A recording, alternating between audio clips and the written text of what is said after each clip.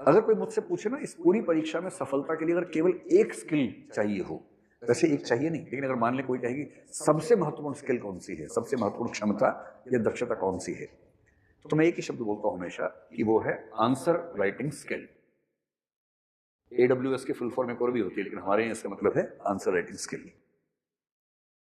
क्या होती है आंसर राइटिंग स्किल? जैसे एक बच्चे ने पूछा भी शायद कि आंसर राइटिंग पे क्या कैसे काम होना चाहिए, हर क्लास में बच्चे पूछते ही हैं कैसे स्किल चाहिए यूपीएससी के लिए। मैं आपको बड़ा सिंपल तरीके से बताता हूं। मुख्य समस्या क्या आती है? जीएस में आती है। ऑप्शनल में भी अब लगभग वो समस्या आनी शुरू हो गई है, जो पहली समस्या है। आंसर राइटिंग स्किल की जो पहली समस्या है वो है स्पीड की समस्या। राइटिंग स्पीड कैसी है आपकी?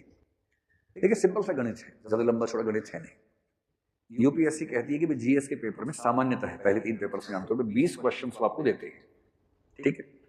एक पेपर है 20 क्वेश्चन से, और पेपर कितने घंटे में खत्म होना है? 3 घंटे में होना है। 180 मिनट है, तो 180 मिनट है और 20 क्वेश्चन से, इसका मतलब ये हो गया कि वो आपसे 9 मिनट में एक प्रश्न की उम्मीद कर रहे हैं। एकदम सिंपल सा गणित है, कोई दिक्कत नहीं है इसमें, ठीक। 9 मिनट एक प्रश्न। फिर वो जनरली आपसे कहते हैं कि आप प्रश्न का उत्तर 200 शब्दों में लिख दीजिए, जिसका मतलब ये हुआ कि मोटे तौर पे वो चाहते हैं कि 9 मिनट में 200 शब्द आप लिख सकते हो, ठीक। लेकिन आपको तो ये भी पता है कि 3 घंटे में आप केवल लिखते तो है नहीं, पढ़ते भी हैं, पॉइंट्स भी सोचते हैं, वो सब भी तो करते ही होंगे। तो हम ये एज्यूम कर लेते हैं कि 9 मिनट में से 1 मिनट आपका बाकी चीजों में चला ही जाता होगा, प्रश्न को पढ़ने में, सोचने में, पॉइंट्स दिमाग में लाने में जाता ही होगा। इसका मोटा मोटा सा मतलब ये होगा कि अगर आप 8 मिनट में 200 शब्द लिख लेते हैं तो आप सारे प्रश्नों का उत्तर लिख पाएंगे। स्पष्ट है यहां तक? फिर मैंने जब आईएएस टॉपर से बात की, कई टॉपर से बात की, तो उन्होंने ये भी कहा कि जनरली जैसे देखिए 200 शब्द हैं, अब आप ठीक 200 शब्द लिखेंगे तो होगा नहीं, आप काउंट भी नहीं कर सकते। काउंट करेंगे तो काउंटिंग के चक्कर में 2 सवाल छूट जाएंगे आपके, काउंट तो कर नहीं सकते। अनुमान से ही लिखेंगे, अंदाजे से ही लिखेंगे। अब अनुमान से लिखने का मतलब क्या हुआ? आप 200 शब्द में 10-15% कम भी लिख सकते हैं, 10-15% ज्यादा भी लिख सकते हैं, यानी 170, 160 से लेकर 230, 240 के बीच में आपका उत्तर कहीं ना कहीं रहता है।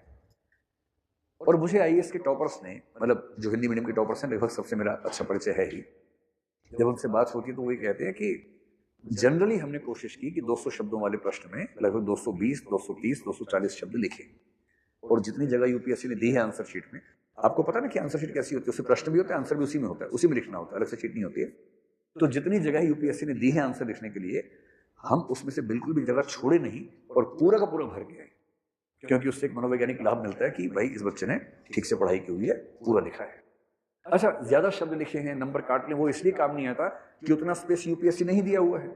जब यूपीएससी नहीं उतना स्पेस दिया है तो जनरली एक विश्वास रहता है कि हाँ शब्द लगभग उतने ही होंगे, थोड़े ज्यादा हुए होंगे। तो जो मैं आपसे कहना चाह रहा हूँ वो ये है कि अगर आप सच में चाहते हैं कि मैं बहुत अच्छा रैंक हासिल करूं, जैसे एक स्टूडेंट ने कहा कि मुझे पहला रैंक पहले अटेम्प्ट में कैसे आ सकता है, अगर ऐसा भाव मन में है आपके, तो एक बात और समझ लीजिए कि आपको 8 मिनट में 200 शब्द नहीं, आपको 8 मिनट में लगभग 225 शब्दों की एवरेज लानी पड़ेगी। 225, 230, 240 लगभग ये स्थिति आनी चाहिए, ठीक है। अगर मैं इसको 240 कर दूं, जो कि शानदार एवरेज हो जाएगी, अगर ऐसा हो जाता है तो इसका मतलब ये हुआ कि 1 मिनट में 30 शब्द लिखने की स्थिति आपकी होनी चाहिए, ठीक है। कितना सिंपल है, 8 मिनट में 240, तो 1 मिनट में 30 शब्द लिखने हैं आपको, सो सिंपल। अब करना ये है कि आज जब घर जाएंगे या रूम पे जाएंगे, आज लिख के देखिएगा। वो हंसी आ रही है ना जोर से? आज घर जाके लिख के देखिएगा। कैसे लिखेंगे? आपके मोबाइल फोन में स्टॉप वॉच का ऑप्शन तो होगा ही होगा, है ना? और स्टॉप वॉच लगा लीजिए और लिखिए। लिखना ऐसे टॉपिक पे जिसमें सोचने की जरूरत ना पड़े आपको, केवल राइटिंग स्पीड देखनी है, सोचने का मामला नहीं होना चाहिए। तो ऐसा टॉपिक क्या हो सकता है? कुछ लोगों के लिए हो सकता है अपने बारे में लिखिए, अपनी जिंदगी के बारे में, मेरी कहानी। पहले 5 मिनट सोच लीजिए कौन कौन सी बातें लिखनी है, कौन सी नहीं लिखनी है। जब दिमाग में क्लियर हो जाए तब स्टॉप वॉच शुरू कीजिए, खटक से लिखिए उसे 5 मिनट में। और जिनको अपने से ज्यादा रुचि दूसरों में है, वो दूसरों की कहानी लिखने कि उसकी कहानी, ऐसा कुछ करके लिखना, देखिए उसको, है ना। करना यह है कि आपको 8 मिनट का टाइमर लगा लेना है और 8 मिनट के बाद देखना है कि शब्द 240 हुए या नहीं हुए। मेरा अनुमान है कि अभी वो 150 के आसपास होंगे लगभग एवरेज, किसी किसी के ज्यादा हो सकते हैं, 175, 180, 190 हो सकते हैं। आमतौर पे 150 से ज्यादा लिखना मुश्किल लगेगा आपको शुरू में। और एक बात और है, जैसे मेरी हैंड राइटिंग है बहुत ही खराब है, बोर्ड पे तो फिर भी ठीक आ जाती है, जब कागज पे लिखता हूँ तो मैं ही पढ़ पाता हूँ उसको। तो सिंधु घाटी की लिपि और मेरी हैंड राइटिंग लगभग समान है, उसको पढ़ने के लिए लोग कोशिश कर रहे हैं, पढ़ नहीं पा रहे हैं। मैं तो पढ़ लेता हूँ अपनी हैंड राइटिंग है। हाँ मैं पढ़ सकता हूँ, सिंधु घाटी को नहीं, अपनी वाली को अपनी अपनी हैंड राइटिंग पढ़ लेता हूँ। तो पहली हैंड राइटिंग मेरी अच्छी थी एक जमाने में, फिर जब मैंने मतलब एक टीचर ने मेरी व्यथा का समाधान कर दिया। मैंने उससे कहा कि मैं समझ नहीं पा रहा हूँ कि हैंड राइटिंग खराब क्यों होती जा रही है, और होते होते इतनी खराब हो गई, कैसे हो गई। तो एक टीचर हमारे मित्र उन्होंने समाधान कर दिया, बोले कि सर जब हम बोर्ड पे लिखना शुरू करते हैं ना तो धीरे धीरे हमारी हैंड राइटिंग बोर्ड पे एडजस्ट हो जाती है और कागज पे खराब हो जाती है। तो मुझे बड़ी तसल्ली मिल गई उस दिन से कि लगता है इसलिए हो रहा है। हालांकि एक टीचर ने बाद में दुखी कर दिया, उसकी दोनों जगह ठीक आ रही है हैंड राइटिंग, तो मैं समझ नहीं पा रहा हूँ इसकी वजह क्या, पर जो भी वजह हो। तो अगर मैंने लिखा और मुझे ही पढ़ना है तो मैं तो पढ़ ही लूंगा अंदाजे से, पर आपको ध्यान रखना कि आप लिखेंगे, पढ़ेगा कोई और। अब जो पढ़ेगा वो पढ़ सके, ये भी जरूरी है। तो 8 मिनट में 240 शब्द लिखना पर्याप्त नहीं है, ऐसी लिखावट में लिखना है कि उसको बाकी लोग पढ़ भी सके, है ना। लिख तो देंगे, खींच खींच के लिख देंगे, और बाद में लोग कह रहे हैं सीधा कहाँ से है भाई, ऐसे है कि ऐसे है, ये नौबत ना आ जाए, है ना। लिखना चाहिए साफ साफ, एक एक शब्द पढ़ा जाना चाहिए आराम से, तब उसका मतलब है। अब मैं आपसे एक सवाल पूछता हूँ, लास्ट क्वेश्चन। हिंदी मीडियम में जो आईएएस के टॉपर्स हैं, इंग्लिश मीडियम में भी, मेरी अपनी समझ ये है कि उसमें हैंड राइटिंग की भी एक बड़ी भूमिका होती है। और हैंड राइटिंग अगर आपकी बहुत अच्छी है, बहुत सुंदर अगर है हैंड राइटिंग आपकी, तो मान के चलिए कि आपकी सफलता की संभावना कम से कम 20-25% ज्यादा है। मैं छोटी मोटी बात नहीं कर रहा हूँ, 20-25% कह रहा हूँ। क्यों कह रहा हूँ भी समझा दूंगा आपको। और ये बात लिखी नहीं है कहीं, ना भारत के संविधान में लिखी है, ना यूपीएससी के नियम में लिखी है कि हैंड राइटिंग अच्छी होने से नंबर ज्यादा दिए जाएंगे, ऐसा लिखा नहीं है कहीं भी। जब कोई बच्चा पूछता है ऐसा लिखा तो नहीं है, रूल तो नहीं है, तो मैं उसको फिर एक एग्जाम्पल देकर समझाता हूँ। आप लोग मुझे एक सवाल का जवाब दीजिए, ठीक है। अपने बारे में या अपने आसपास के लोगों के बारे में सोच के बताइए। अगर कोई व्यक्ति दिखने में स्मार्ट है, हैंडसम है, या सुंदर है, या ब्यूटीफुल है, तो उसे जीवन में इस बात का फायदा मिलता है कहीं? आप लोग संकोच कर रहे हैं बताने में कि सारी पोल खुल जाएगी हमारी, ये बताएंगे तो। संकोच मत कीजिए, मुझे आप अपना बड़ा दोस्त समझ सकते हैं, बड़ी उम्र का दोस्त समझ सकते हैं, खुल के अपनी बात कह सकते हैं। तो ईमानदारी से बताइए कि अगर कोई दिखने में सुंदर हो, स्मार्ट हो, हैंडसम हो, तो उसे जीवन में किसी भी बिंदु पर कोई एक्स्ट्रा बेनिफिट मिलता है क्या? थोड़ा बहुत या बहुत ज्यादा?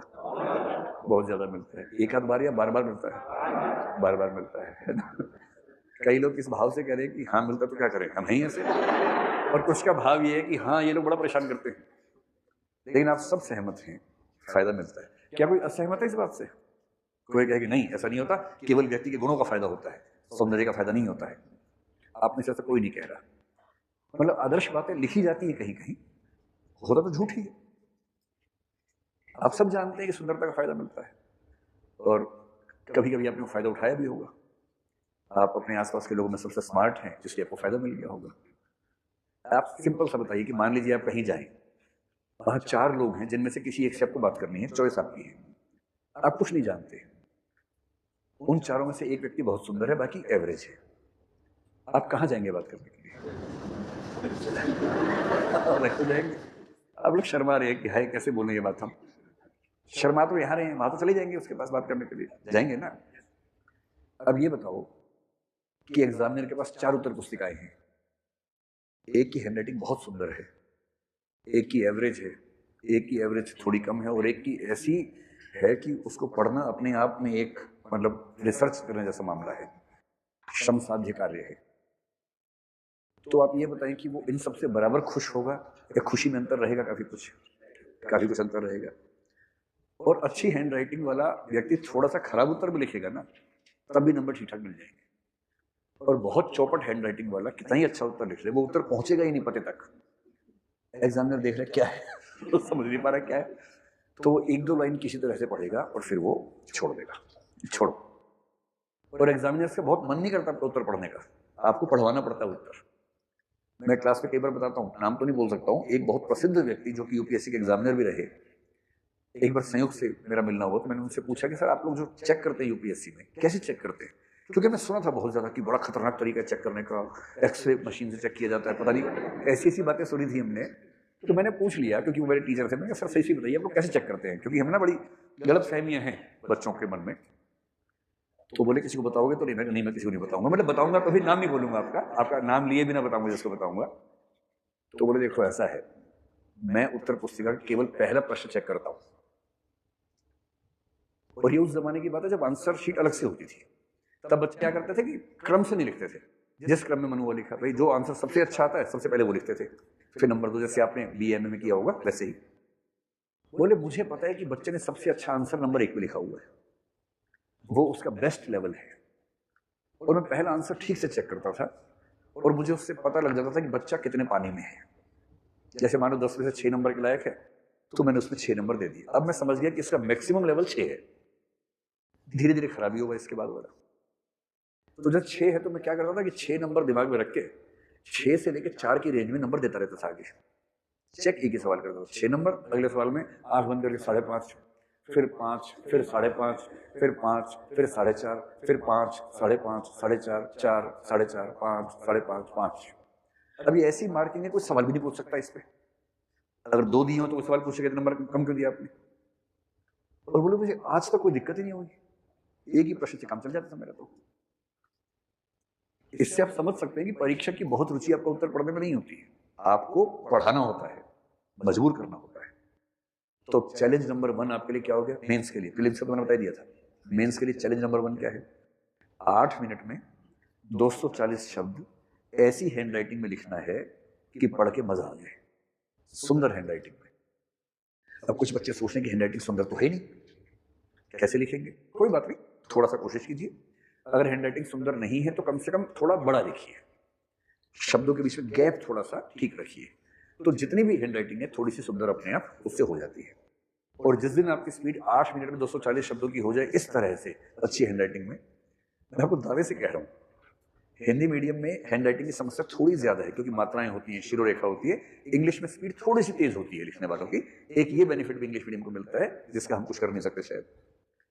एक तरीका और बता रहा हूं, शिरोरेखा समझते हैं ना क्या होती है? क्या होती है शिरोरेखा बताओ? इसमें शिरोरेखा लगी हुई है, तो शिरोरेखा में जो नहीं लगा है वो क्या है? वही शिरोरेखा है, यानी कि ये है शिरोरेखा। सिर पे लगने वाली रेखा इसको बोलते हैं शिरोरेखा। इसमें टाइम बहुत खर्च हो जाता है और हिंदी के विद्वानों से पूछो कि क्यों लगाते हो, बोलते हैं कि ये नहीं लगाएंगे तो चीजें बिगड़ जाएंगी। मतलब कुछ भी ऐसी ऐसी बात कर देते हैं, जैसे आप लिखना चाह रहे हैं मौसम, फिर तो ये मौसम हो जाएगा अगर शिरोरेखा नहीं लगाएंगे तो। आप उनसे पूछिए कि अंग्रेजी में तो नहीं लगाते, कुछ बिगड़ता है वहां पर। अरे भाई अगर आपको लिखना है, जैसे मैंने लिखा, जैसे मेंस लिखना है, अगर मैंने मेंस को सब जोड़ के लिखा और एंड ऐसे लिखा, बीच में गैप देके, कहां कंफ्यूजन हो रहा है इसमें? तो आजकल कुछ लोग कहने लगे हैं कि शिरोरेखा समय व्यर्थ करती है, उससे बचना चाहिए। सबसे अच्छा तरीका क्या है आपके लिए बता रहा हूं, एक राज की बात। भारत सरकार का नियम बड़ा स्पष्ट है कि प्रिंटिंग में शिरोरेखा जरूरी है, लेखन में जरूरी नहीं है, ये नियम है। पर यूपीएससी का एग्जामिनर नियम पढ़ के आएगा जरूरी नहीं है। हो सकता है नियम ना पढ़ा हो, और पढ़ा हो तो उसको अच्छा ना लगा हो कि ये क्या नियम है, हम तो नहीं मानते, ये भी हो सकता है। क्या भरोसा भाई। और 60+ की उम्र के लोग हैं, उनका तो वैसे ही आपको पता है कि जो बैठा है मन में फाइनल वही होता है। आप सब अपने पेरेंट्स के बारे में सोच रहे हैं ना कि हमारी बात नहीं मानते वो लोग। हाँ, इस उम्र में होता है, पीढ़ी संघर्ष हो जाता है। तो करना क्या चाहिए? अगर आपकी स्पीड ना बढ़े किसी तरीके से तो फिर एक काम करना, 20 प्रश्न में से पहले 3-4 प्रश्न में शिरोरेखा लगाना अच्छे तरीके से, और उसके बाद उसको छोड़ देना। परीक्षक को बस ये भरोसा हो जाए कि इसको लगानी आती है। ये भरोसा होना चाहिए कि हाँ इसको लगानी आती है, पर बेचारा लगा नहीं पा रहा। चाह तो है लगाना पर लगा नहीं पा रहा। कैसे लगाए? टाइम ही नहीं मिल रहा है इसको, क्वेश्चन पूरे भी तो करने हैं। अंत में टाइम कम बचे तो अगले आखिरी 2 सवाल में कम कम लिख के सारे सवाल पूरे कर देना, छोड़ना मत एक भी सवाल। अगर 10 ही मिनट बचे आखिरी सवाल में तो 5-5 मिनट में 2 सवाल कर देना जो 2 बचे हुए। ये नहीं कि एक पूरा कर दिया एक छोड़ दिया, छोड़ना नहीं है। मुझे कई टॉपर्स ने बताया कि पहली बार जब मेंस देने गए 5-5 सवाल छूट गए, मतलब 20 में से 15 ही कर पाए। और अगले साल 1 साल तक क्या किया, अपनी उंगलियों को सुजा सुजा के अभ्यास किया। दिन में 9-9 घंटे लिखा तेजी से, पूरे रजिस्टर भर दिए लिख लिख के, सिर्फ इसलिए कि लिखने की आदत हो। उंगलियां सूजी, फूली, फिर ठीक हो गई। जब उंगलियों को लग गया कि सुधरेगा नहीं तो वो समझ गए कि अब ठीक है, इतना अभ्यास कर लेना चाहिए। और अगली बार क्या हुआ, 20 के 20 सवाल कर दिए, उसके बाद भी 5-10 मिनट बच गए। उसमें फिर वो सजावट वाला काम, अंडरलाइन सुंदर सुंदर करना, हेडिंग बनाना, वो सब काम किया जो अलंकार होते हैं, शोभाकारक धर्म होते हैं, ऑर्नामेंट्स होते हैं, उसका इस्तेमाल किया। यहां तक बात समझ में आ गई? तो पहला चैलेंज क्या हो गया आप लोगों के लिए? 8 मिनट में, जोर से बोलो, बोल भी नहीं रहे तो कैसे लिखोगे? हाँ, 8 मिनट में 240 शब्द। और कैसी हैंडराइटिंग में? जैसा चेहरा देखना आपको पसंद है किसी का, वैसी हैंडराइटिंग में, सुंदर वैसी हैंडराइटिंग में कोशिश कीजिए। और मैं दावे से कह रहा हूं कि आप में से जिसने इस स्किल को डेवलप कर लिया और प्रीलिम्स क्वालिफाई कर लिया, उसका सिलेक्शन हो जाएगा। रैंक की गारंटी नहीं है, सिलेक्शन आप मान के चलिए कि 99% चांस है कि इस स्किल के आने के बाद सिलेक्शन तो हो ही जाएगा। इतना सिंपल है। बस ये है कि स्किल को डेवलप करने में 2 महीने, 4 महीने, 6 महीने, 8 महीने लगेंगे आपको। वो डिपेंड करता है कि आप कितनी मेहनत करते हैं और अभी आपकी स्पीड कितनी है, इस पर डिपेंड करेगा। लेकिन हाँ, 6-8 महीने से ऊपर का मामला नहीं है, हो जाएगा, ये मैं विश्वास दिलाता हूं।